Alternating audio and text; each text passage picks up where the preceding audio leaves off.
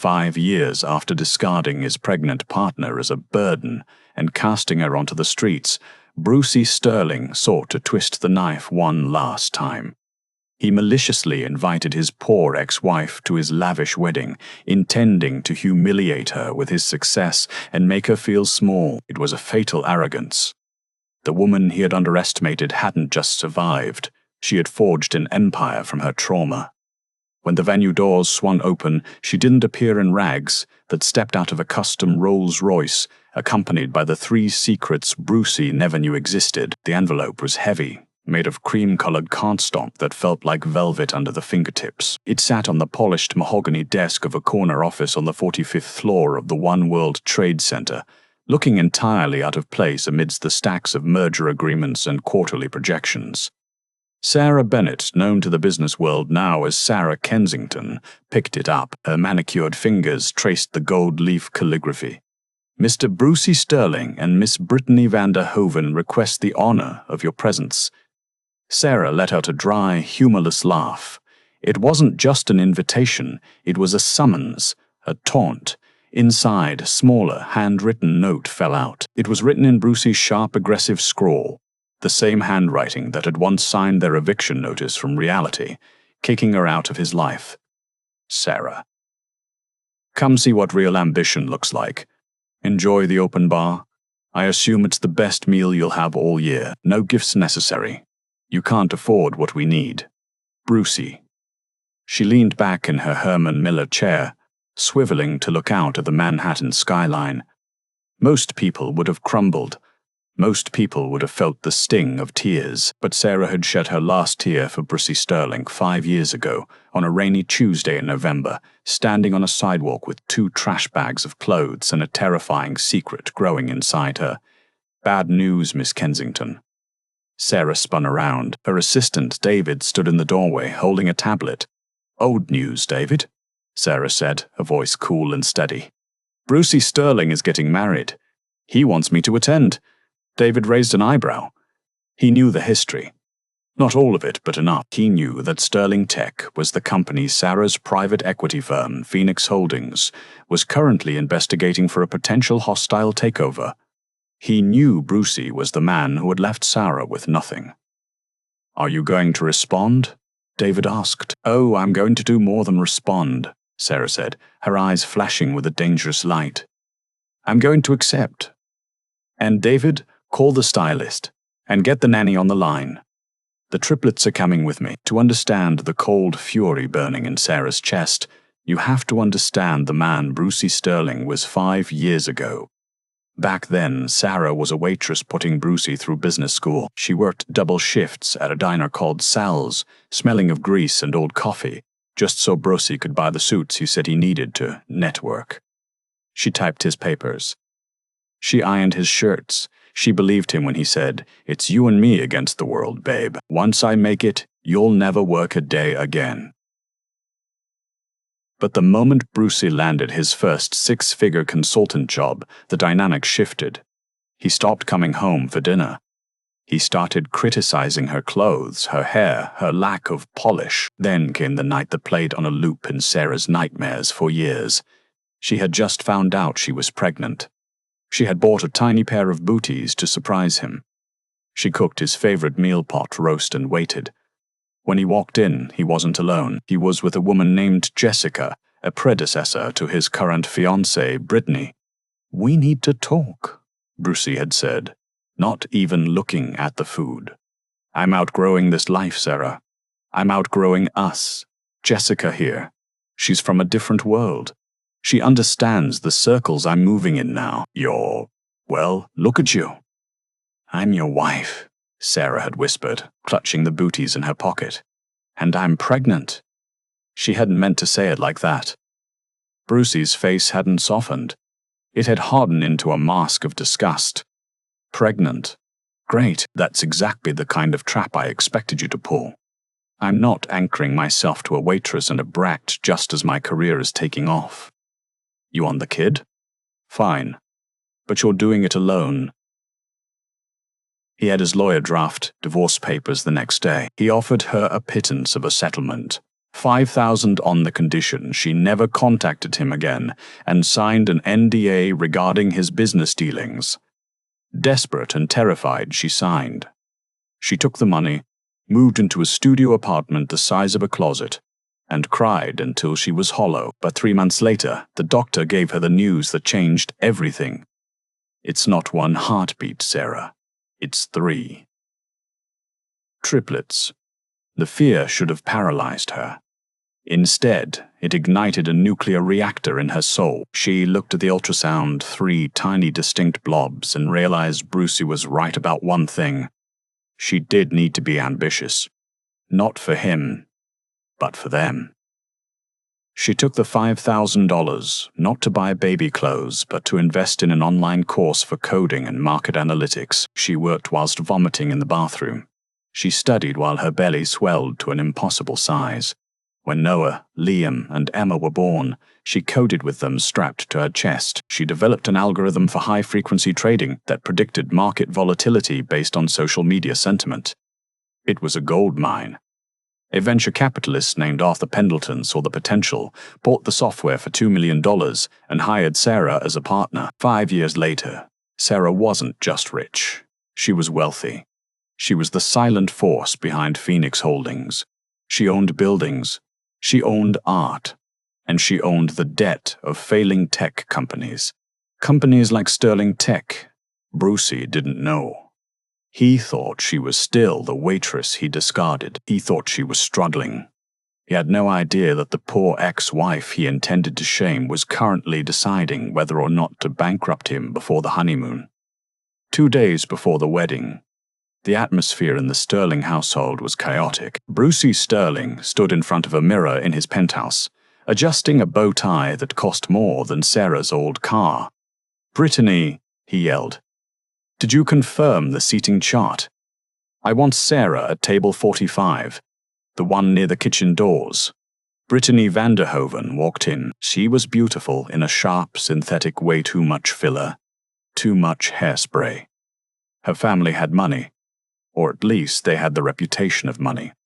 In reality, the Vanderhovens were cash poor and leveraging Brucey's projected success to stay afloat. It was a merger of desperation disguised as a fairy tale. "Why are you so obsessed with this ex of yours?" Brittany sneered, sipping a green juice. "It's tacky, Brucey. Why did you even invite her?" Brucey turned, a cruel smirk playing on his lips. "Because you're, babe." Closure, a cruel smirk playing on his lips.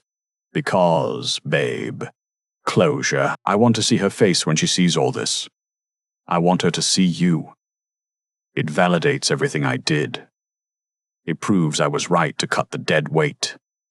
He checked his phone. His CFO, a nervous man named Greg, had been texting him frantically.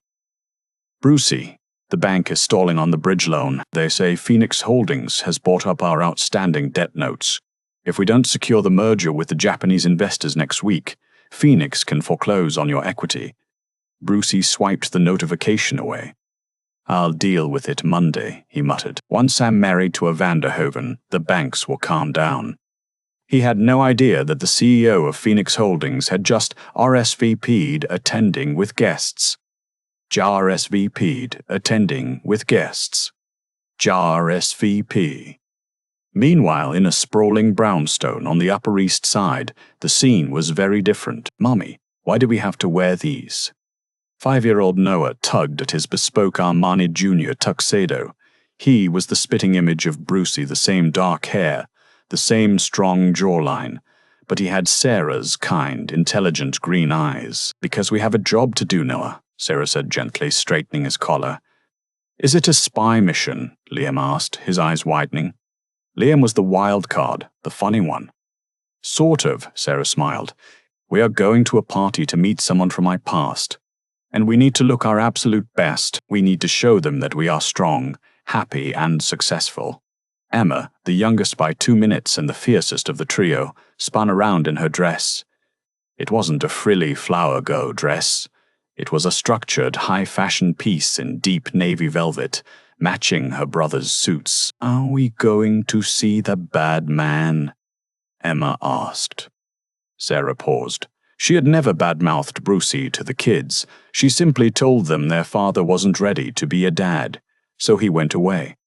But kids are intuitive. They knew their mother had hurt, and they were fiercely protective. "We are going to see a man who made a mistake," Sarah corrected.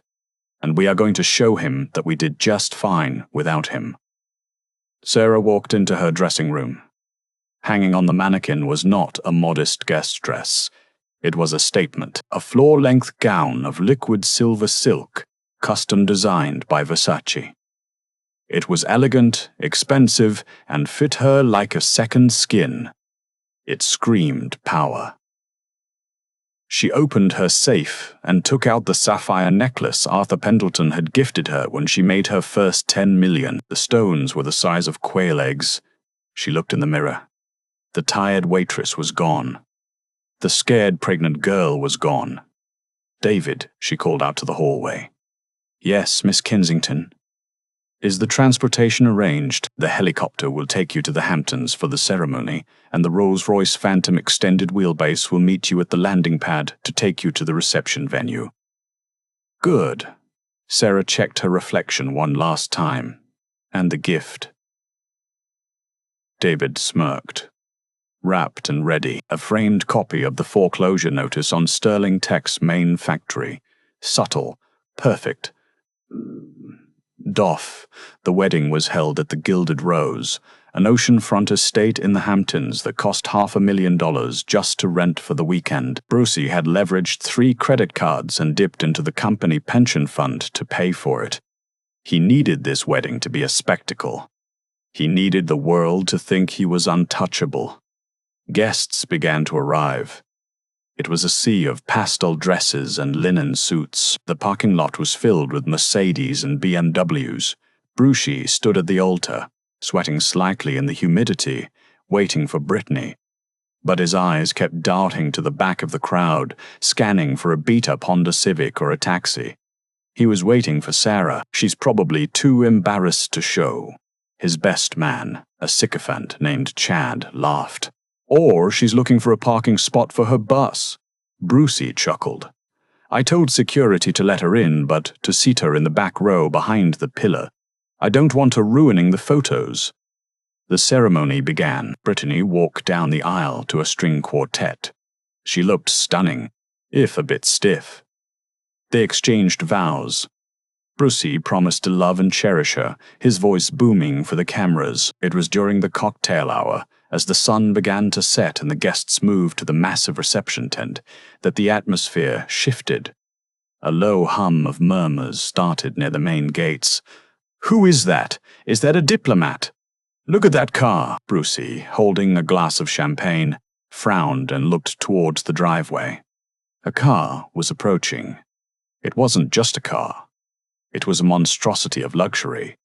A midnight blue Rolls-Royce Phantom with diplomatic flags on the fender. It moved silently, parting the crowd like a shark moving through a school of fish. It rolled right past the valet stand where the regular rich people parked and pulled up directly to the red carpet entrance of the tent. "Who the hell is this?" Brittany asked, annoyed that the attention was off her. "Did you invite a senator?" Brucey shook his head, confused. I don't know." The driver, a man in a crisp uniform and white gloves, stepped out and walked around to the passenger door. The entire wedding party fell silent. The air was thick with curiosity. The driver opened the rear door. First, a pair of patent leather shoes stepped out. Then another.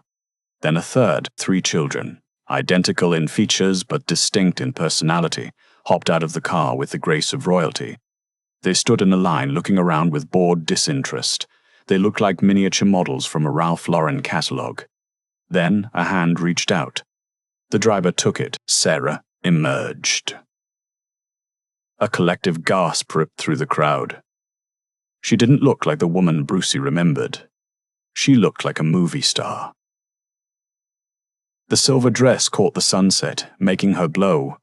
Her hair, once frizzy and tied back in a messy bun, was now a sleek cascade of waves. The sapphires at her throat cost more than the entire wedding venue. She stood tall, flanking her children. She adjusted her sunglasses, then removed them slowly, locking eyes with Brucey across the lawn. Brucey's champagne glass slipped from his fingers and shattered on the stone patio. "Sarah," he whispered, the blood draining from his face. "Mommy," Noah said loud enough for the nearby guests to hear. "Is that the man who didn't want us?" Sarah smiled, a smile that didn't reach her eyes. "Hello, Brucey. Congratulations. I believe I'm seated at table 45. The silence on the lawn of the Gilded Rose was heavy, broken only by the distant sound of waves crashing against the Hampton shoreline and the nervous shuffling of 300 guests. Brucey Sterling stood frozen. The shattered glass at his feet was a sparkling testament to his shock. He looked at the woman in the silver dress, a woman he had last seen wearing a stained apron and tears, and his brain simply refused to process the image. Sarah Kensington didn't wait for permission. She placed a hand on Liam's shoulder and began to walk up the stone path toward the reception tent, her heels clicking rhythmically on the pavers. The crowd parted for her like the Red Sea. "Excuse me," she said softly to a stunned waiter, plucking a fresh glass of champagne from his tray. "Thank you." Brucey shook himself out of his stupor. Anger, hot and irrational, flooded his chest. She was ruining his moment. She was upstaging the Van der Hoeven merger wedding. He marched over to her, intercepting her just before she reached the main seating area. Brittany was close on his heels, her face a mask of jealous fury. "What the hell is this, Sarah?" Brucey hissed, keeping his voice low so the nearby guests wouldn't hear the venom. "Who did you rent the car from? And who paid for that dress? Did you find some sugar daddy to pity you?" Sarah took a slow sip of champagne, looking over the rim of the glass with amused detachment. "Hello, Brucey. You look stressed. Is the merger not going well?" "My business is none of your concern," Brucey snapped. "I invited you to show you what you missed, not for you to pull a stunt. And who are these children? Why did you bring them?" Brittany chimed in, clutching Brucey's arm. "Yes, this is an adults-only reception. You need to leave. Security." At the word security, the largest of the triplets, Liam, stepped forward. He looked up at Brucey with a scowl that mirrored Brucey's own aggressive expression perfectly. "Don't yell at my mom," Liam said, his voice small but firm. Brucey looked down. He really looked at the boy for the first time. He saw the dark, unruly hair, the shape of the nose, the way the boy clenched his jaw. It was like looking in a time-warped mirror. He looked at Noah, then Emma. The timeline crashed into his mind. 5 years. She was pregnant when he kicked her out. He had told her to get rid of it. "You." Brucey's voice faltered. "You had the kid." "Triplets, Brucey," Sarah corrected him, her voice ice-cold. "I had triplets, Noah, Liam, and Emma. Say hello to the man who donated his DNA, children." "Hello," they chorused in a flat, unimpressed tone. Brucey stumbled back a step. The guests nearest to them were whispering furiously now. The rumor mill was spinning at light speed. "Brucey Sterling has secret children? Triplets? With that gorgeous woman?"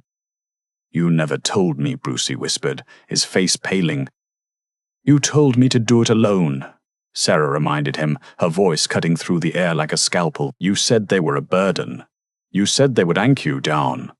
Well, look at them, Brucey. Do they look like burdens? Or do they look like the sterling legacy you're so desperate to build?"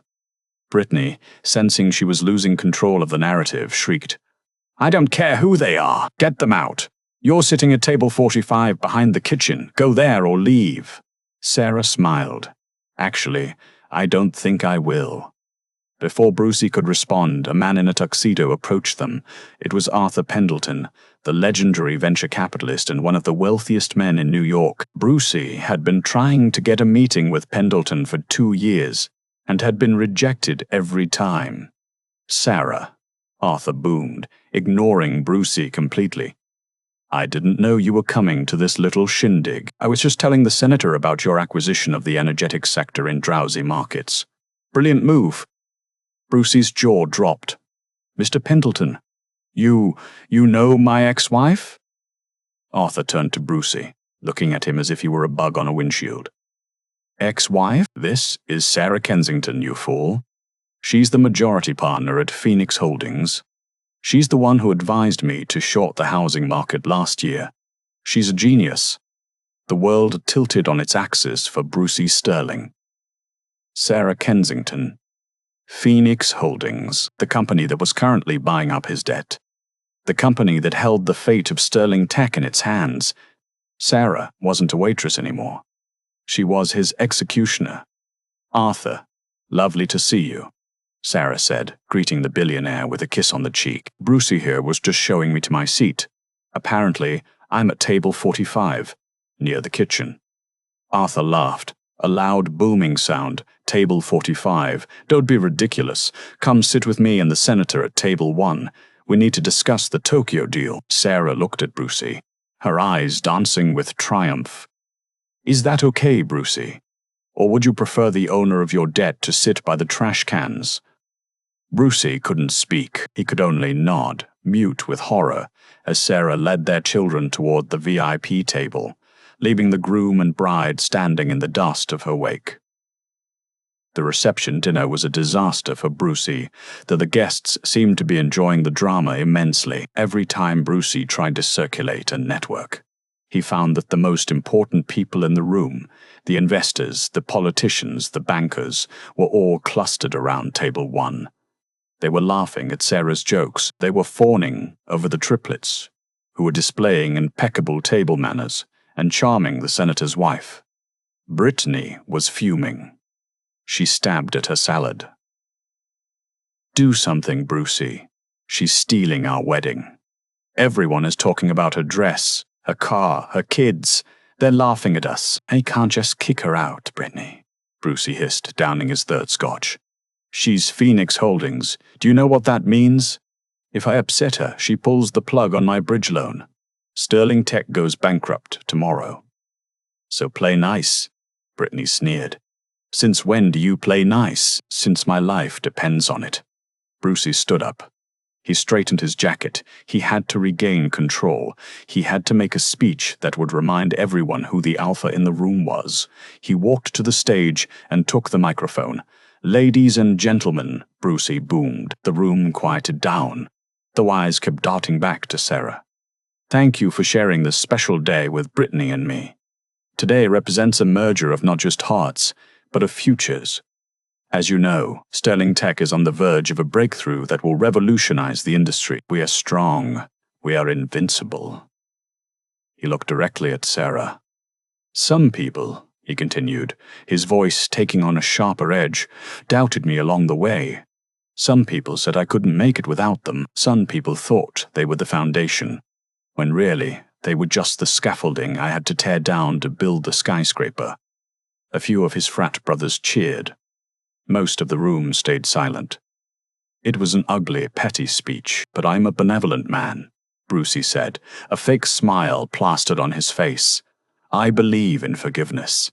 So, to my ex-wife Sarah, who is here today, I'm glad you could see what I've built. I'm glad you could see what I've built. I'm glad you could see that I was right. He raised his glass. To being right. The room hesitated. Then a chair scraped loudly against the floor. Sarah stood up. She didn't have a microphone, but she didn't need one. Her voice projected with the authority of a CEO addressing a boardroom. That's a lovely speech, Brucey, she said. But there's one small correction. Sit down, Sarah, Brucey warned, sweating. You mentioned Sterling Tech is invincible, Sarah said, walking slowly toward the stage. She reached into her clutch and pulled out the envelope, the gift she had prepared. But according to the due diligence my team performed this week, Sterling Tech is technically insolvent. Gasps rippled through the room. The Japanese investors, who were seated near the front, began to talk rapidly among themselves. That's a lie, Brucey shouted. Security! Get her out! I wouldn't do that, Sarah said calmly, reaching the edge of the stage. She held up the document. This is a notice of default on your primary business loan, Brucey. The loan you took out to fund your lifestyle and this wedding, using your company shares as collateral. She turned to the crowd. Brucey didn't invite me here to bury the hatchet. He invited me to shame me because he thought I was poor. He thought he could flaunt a wealth he doesn't actually have. She tossed the envelope onto the Japanese investors.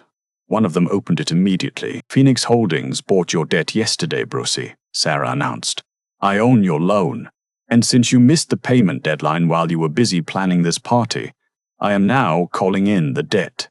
Brucey looked like he was having a stroke. You can't. I can. I can. I can. I can. And I did.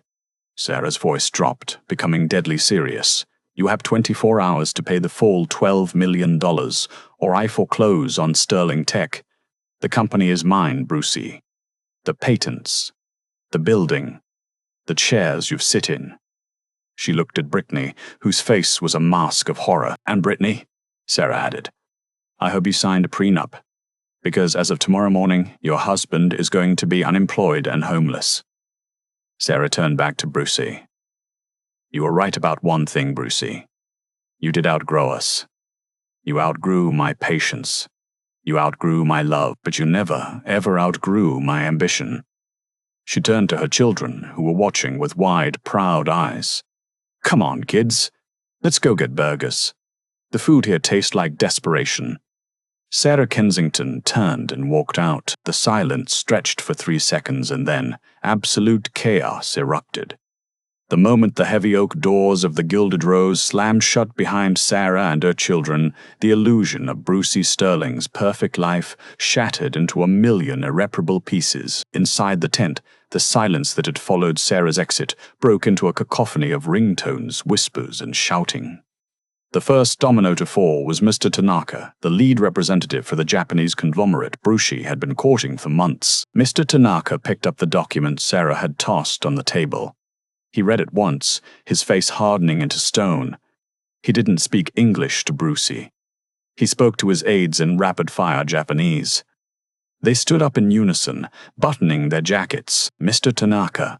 Brucey scrambled down from the stage, his face slick with sweat. Wait, please, that woman. She's bitter.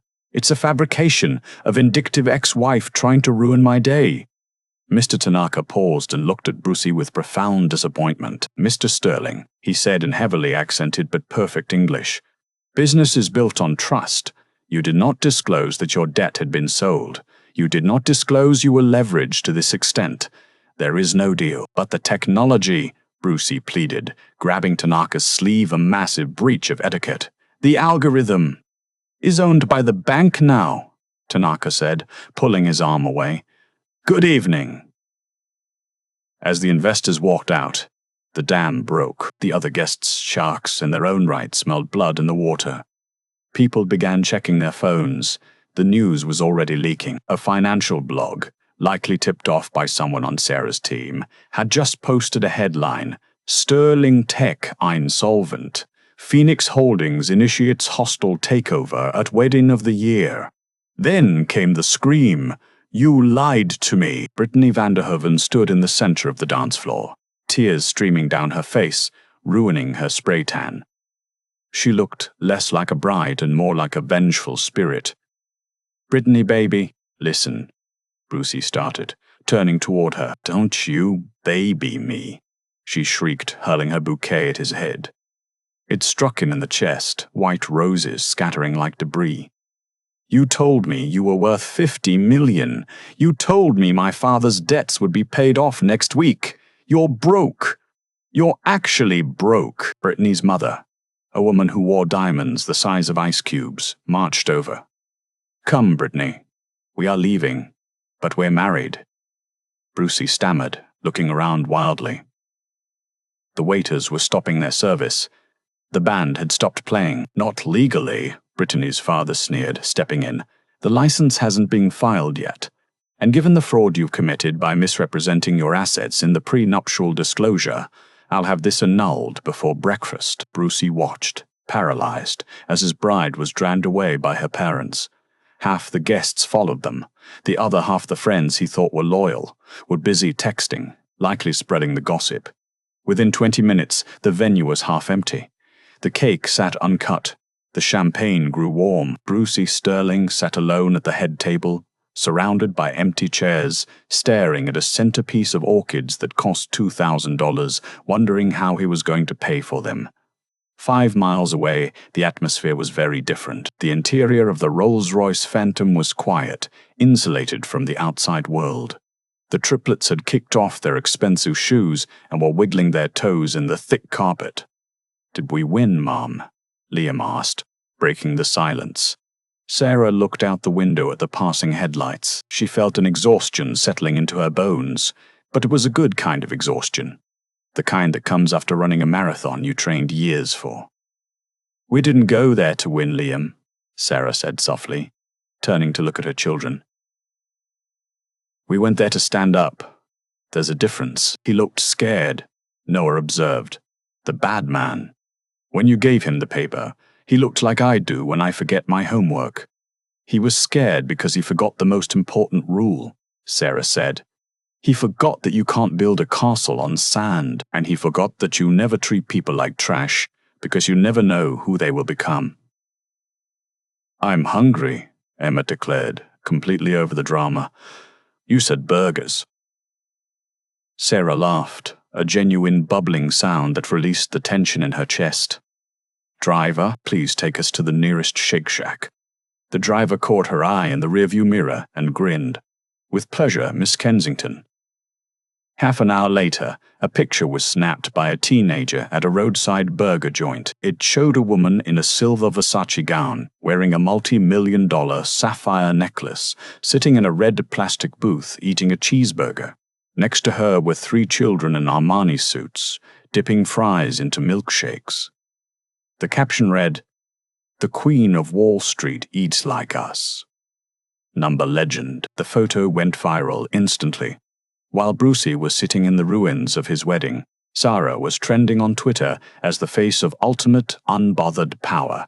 Monday morning arrived with the subtlety of a sledgehammer. Brucey had spent the weekend in a hotel, unable to face the empty penthouse he knew he was about to lose. He hadn't slept.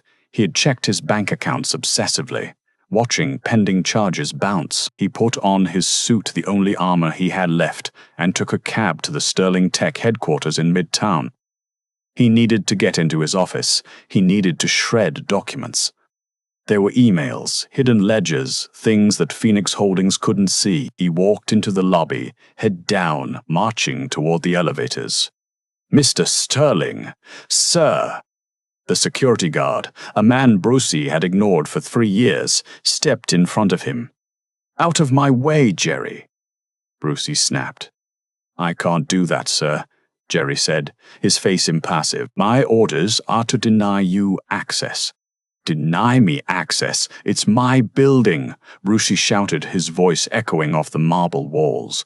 "I am the CEO, not anymore."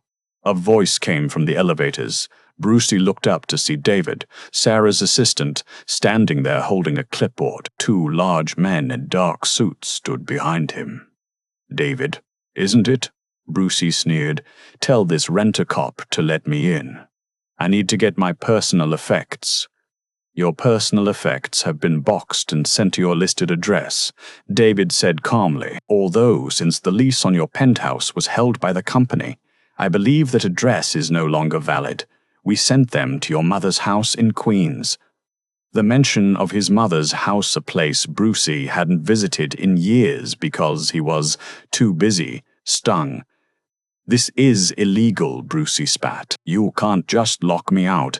I have rights. I have equity." "You have defaulted debt," David corrected. "As per the terms of the loan agreement you signed, page 45, paragraph 3. In the event of a default, the lender assumes immediate operational control to protect the asset. Sarah Kensington is now the acting CEO of Sterling Tech." "I want to see her," Brucey growled. "Tell her I'm coming up." "She's busy," David said, checking his watch. "She's auditing the books. Apparently there are some irregularities in your expense reports. Personal vacations expensed as business trips. That's IRS fraud, Brucey." Brucey felt the blood drain from his face. Prison. He wasn't just facing bankruptcy. He was facing jail time. "Please," Brucey's voice cracked. The arrogance evaporated, replaced by raw fear. "I need to talk to her. Just 5 minutes." David looked at him. For a second, he looked pitiful. But David remembered the stories. He remembered Sarah crying in the office late at night in the early days. "She expected you might come," David said. "She left you a message. What is it?" She said, "The appointment book is full. Try again in 5 years." David turned and walked back into the elevator. The security guards escorted a screaming Brucey Sterling out of the building and onto the hot pavement of 42nd Street. Brucey wandered the city for hours. He couldn't go to Brittany. Her lawyer had already emailed him a cease and desist.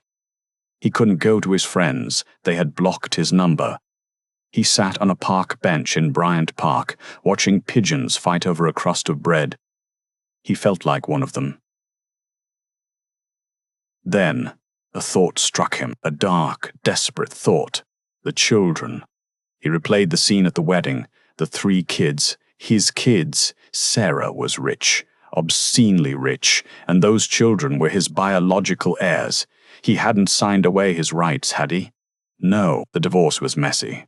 But he hadn't formally terminated his parental rights in court. He had just abandoned them. In the eyes of the law, he was still their father. A twisted smile formed on his lips. Custody. If he sued for custody, or at least visitation, he could force Sarah to negotiate. He could demand child support. Given her income, the payments would be astronomical. He wouldn't have to work. He could live off the child support checks intended for the children he didn't want. It was a despicable plan. It was low, but Brucey Sterling was a drowning man, and he would use his own children as a life raft. He pulled out his phone and dialed the only lawyer who would still take his call, a sleazy ambulance chaser named Saul. "Saul, it's Brucey. Listen, I need to file an emergency motion." "No, not for bankruptcy, family court. I have triplets I've been kept away from. I want full custody, or at least enough to make my ex-wife pay me to go away." 2 days later, Sarah was in the middle of a meeting with the new board of Sterling Tech when David interrupted. He looked pale. "Sarah, I'm so sorry. You need to see this." He handed her a thick envelope that had just been served by a process server. Sarah opened it. Her eyes scanned the legal jargon. Petition for paternity. Emergency motion for visitation. Allegations of parental alienation. Brucey was suing her. He was claiming she had hidden the children from him, a lie, and that he was a grieving father who just wanted to be part of their lives. He was demanding 50% custody and $50,000 a month in temporary spousal and child support. The boardroom went silent as they watched Sarah's face. She didn't cry, she didn't scream, but the temperature in the room seemed to drop 10 degrees. She stood up slowly. "Gentlemen, we will have to pause this meeting," she said, her voice dangerously calm. "Is everything all right, Miss Kensington?" One of the board members asked. "No," Sarah said, clutching the papers until her knuckles turned white. "My ex-husband has just made the last mistake of his life. He thinks he can use my children as a bargaining chip." She turned to David. "Get the car. And call my personal legal team, not the corporate lawyers. Get me the Wolf." The Wolf was the nickname for Eleanor Vance, the most ruthless family law attorney in New York City. A woman who didn't just win cases, she destroyed the opposition so thoroughly they usually moved to another state. "Where are we going?" David asked, scrambling to keep up with her as she strode toward the door. "We are going to pay Brucey a visit," Sarah said. "He wants a family reunion. I'll give him one. He'll never forget." Brucey was staying in the basement of his mother's house in Queens. It was a humiliating combi down from the penthouse. The room smelled of damp carpet and mothballs. He sat at a folding card table, staring at his phone, waiting for Sarah to cave. He knew she would come. Sarah was soft, Or at least she used to be. She wouldn't want a long, drawn-out court battle dragging the children through the mud. She would pay. He calculated that $50,000 a month was just a drop in the bucket for her, but it would be enough to get him back into a luxury apartment and restart his life. He heard a car door slam outside, then another. He peeked through the blinds. It wasn't just a car, it was a convoy. 2 black SUVs and the Rolls-Royce. Brucey smirked. Showtime. He walked upstairs, ignoring his mother, who was watching TV in the living room, and opened the front door. Sarah stood on the porch. She was wearing a white trench coat, looking every inch the unstoppable force she had become. Behind her stood a tall, severe-looking woman with grey hair cut into a sharp bob, Eleanor Graves, the lawyer known as the Wolf. Behind them were 2 large security guards. "You brought an entourage," Brucey said, leaning against the doorframe, trying to look casual despite his stained t-shirt. "Come to negotiate the check." "May we come in?" Sarah asked, her voice devoid of emotion. "Sure, but the house is a mess. I'm currently..." Between staff, they moved into the small, cluttered kitchen. Brucey sat at the head of the table. Sarah and Eleanor sat opposite him. The bodyguard stood by the fridge. "So," Brucey started, lacing his fingers together, "I assume you read the motion. I want back in, Sarah. I've missed 5 years. I have a right to be a father. And, naturally, I'll need financial support to provide them with a home suitable for their status." Sarah looked at him with a mixture of pity and disgust. "You don't want to be a father, Brucey. You don't even know their middle names." "I can learn them," Brucey shrugged. "Unless you want to buy me out. I'm reasonable. Let's say a lump sum of $5 million plus the monthly stipend." Eleanor Graves placed a briefcase on the table. She clicked the latches open with a loud snap. "Mr. Sterling," Eleanor began, her voice sounding like gravel crunching under tires. "You seem to be under the impression that this is a negotiation. It is not. I have rights," Brucey blustered. "I'm the biological father." "You are a biological donor," Eleanor corrected, "and normally, yes, the courts favor reunification. However, you are also the subject of an active federal investigation." Brucey froze. "What?" Sarah leaned forward. "Did you think I wouldn't look at the books when I took over Sterling Tech, Brucey? I found the shell companies. I found the transfers to the Cayman Islands. You didn't just mismanage the company. You stole from it. You embezzled $4 million from the pension fund to pay for your image. That was a loan," Brucey stammered, sweat beading on his forehead. "It was grand larceny," Sarah said calmly. "And tax fraud. I have the forensic accounting report right here. It's enough to put you in federal prison for 15 years. Brucey looked at the thick stack of papers Eleanor slid across the table. His hands shook as he picked them up. "Why are you showing me this?" Brucey whispered. "Why not just call the police?" "Because I have a counteroffer," Sarah said. She signaled to Eleanor, who pulled a single, thin document from the briefcase. "This," Sarah said, tapping the paper, "is a voluntary termination of parental rights. It states that you willingly surrender all legal claim to Noah, Liam, and Emma. You will never contact them. You will never speak about them to the press. You will legally become a stranger to them." Brucey stared at the paper. "And if you sign," Sarah said, "I will classify the missing $4 million as a bad debt write-off in the company acquisition. I won't report the embezzlement to the FBI. I will let you walk away a free man." "And the money?" Brucey asked, his eyes darting between the women. "Do I still get the support?" Sarah laughed, a dark, incredulous sound. "Brucey, you are negotiating for your freedom, not a payday. You have 2 choices. Choice A, you go to jail today, and I get full custody because you're a felon. Choice B, you sign the paper, you stay out of jail, and you never see me or my children again. But I'm broke." Brucey cried out, slamming his fist on the table. "I have nothing. How am I supposed to live?" "You have 2 hands and a heartbeat," Sarah said, standing up. I suggest you get a job. I heard Sal's Diner is hiring dishwashers. It's honest work. I did it for years while you spent my tips. Brucey looked at the document. Then he looked at the evidence of his fraud.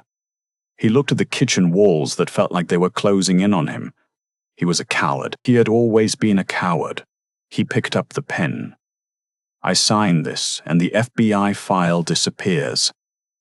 Burned, Eleanor confirmed. Brucey signed. He scribbled his name 3 times, signing away his legacy, his blood, and his future, just to save his own skin. Eleanor snatched the papers away the moment the ink was dry. "Thank you, Mr. Sterling," Eleanor said. "You have just made the smartest decision of your life."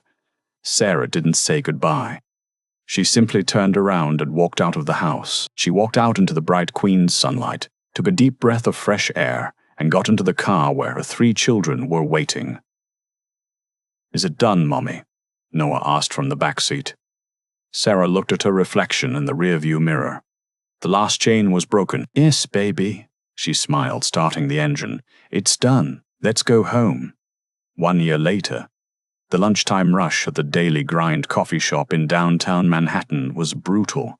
1 caramel macchiato, extra foam, a customer shouted, "Coming right up." The barista muttered, wiping sweat from his forehead. He was a man in his mid-30s, his face lined with premature aging, his hands rough from sanitizer and hot water. Brucey Sterling handed the cup across the counter. He hated this job. He hated the apron. He hated that he had to take the subway from a studio apartment in the Bronx. "Hey, buddy, can you turn up the TV?" a customer asked, pointing to the screen mounted in the corner. "The news is on." Brucey sighed and grabbed the remote. He turned up the volume, and in financial news, Phoenix Holdings has just announced a record-breaking quarter. CEO Sarah Kensington was named Businesswoman of the Decade by Forbes magazine this morning. Brucey froze. He looked up at the screen. There she was. Sarah, she looked radiant, standing on the balcony of the New York Stock Exchange, ringing the opening bell. Beside her stood 3 children. Noah, Liam, and Emma looking happy, healthy, and proud. The reporter continued. When asked about her secret to success, Ms. Kensington said, "I learned that the only investments that truly matter are the people who believe in you when you have nothing. And sometimes you have to trim the dead weight to let the phoenix rise." The coffee shop fell silent as people watched. "Wow," the customer said. "She's amazing. Isn't she the one who took down that corrupt tech guy a while back? What was his name?" "Sterling." Brucey looked down at his name tag. It read, "Rick." "I don't know," Brucey whispered, turning his back to the screen to scrub a stain off the counter. "I never heard of him." Outside, in the bustling city, a Rolls-Royce drove past, carrying a family that was whole, strong, and finally, completely free. And that is the story of how Brucey Sterling tried to use a wedding invitation as a weapon, only to find out he was bringing a knife to a nuclear war. He thought money was the only way to keep score, but he forgot that a mother's love and her rage are the most powerful forces on Earth. Sarah didn't just get revenge. She got justice. She built an empire on the bricks Brucey threw at her, and in the end, she left him exactly where he deserved to be, in her past. What do you think? Did Brucey deserve a second chance, or was Sarah right to cut him off completely? Let me know in the comments below. I read every single one. If you enjoyed this story of karma and justice, please smash that like button. It really helps the channel. And don't forget to subscribe and hit the notification bell so you never miss a story. We post new dramas every week. Thanks for watching, and see you in the next video.